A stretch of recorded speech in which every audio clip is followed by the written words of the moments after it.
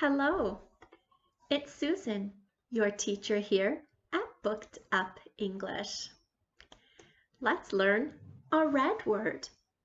Remember, red words are special because we stop to think about them. Practice all the red words using the link below. We will do 4 things to learn red words.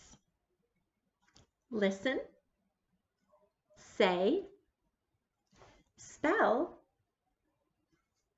write. You will need a notebook and a pencil. Make flashcards to practice. Use a red marker or pencil to help your brain learn these words.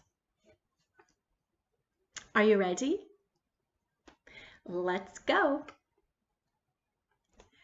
Today's red word is what? What? What?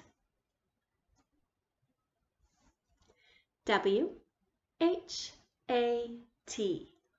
What? W-H-A-T. What?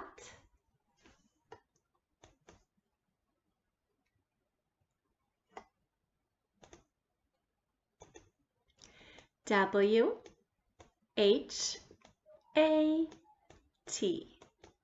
What? W-H-A-T.